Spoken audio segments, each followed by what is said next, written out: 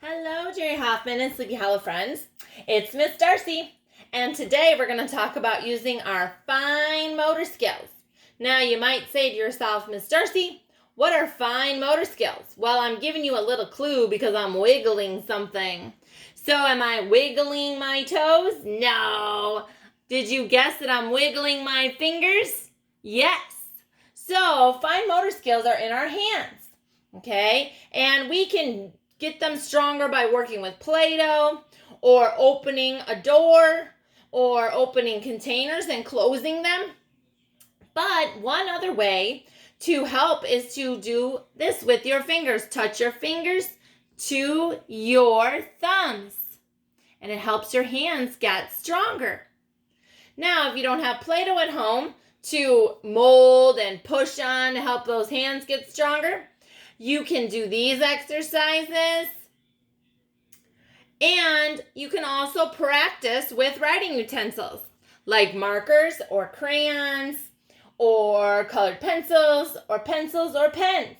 Okay, so we work on that pincher grasp to hold the marker or the writing utensil, but we also want to work on strengthening those muscles in our hands with our hand and eye coordination. So we use our eyes to follow what our hand is doing. So I'm going to show you a fun way to do this. So you take your marker or your whatever writing utensil you have, and Miss Darcy's going to use this piece of poster board I have at home. Now, you don't have to use a piece of poster board. It could be a piece of paper, any kind of paper that you want to write on. Okay? So Miss Darcy's going to draw some lines, and you can make it like a maze. I'm going to make some swirlies on my paper. Then I'm going to make some zigzags. Then I'm going to make some, like little triangles, I think. I don't know what I'm going to do. Makes like a maze, okay? So now here's your paper. And then what you want to do is you want to take your finger and put it. Now, Miss Darcy's going to hold hers up so you can see what I'm doing. But you want to do this flat on the floor like this.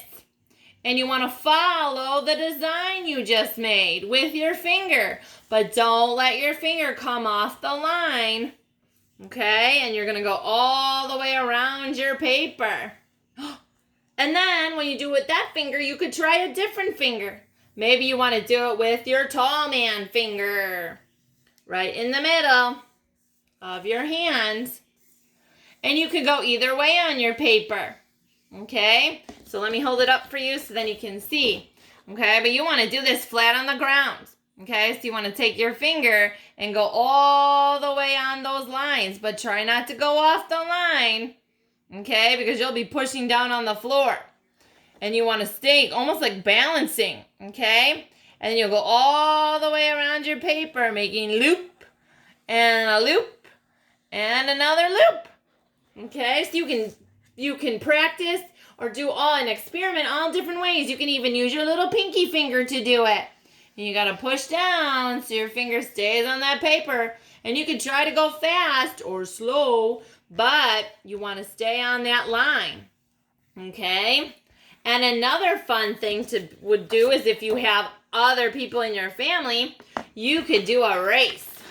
So Miss Darcy's going to pick two colors, and I'm going to have my starting line. So I'm going to make a line up here. And then I'm going to make a squiggly line going down with blue and a squiggly line going down with red. Now, if you have a brother or sister at home, or even if you wanted to play with your mom or dad or grandma, you guys each have your fingers. And you say, go, on your mark, get set, go. And then you go all the way down and see who can do it the fastest.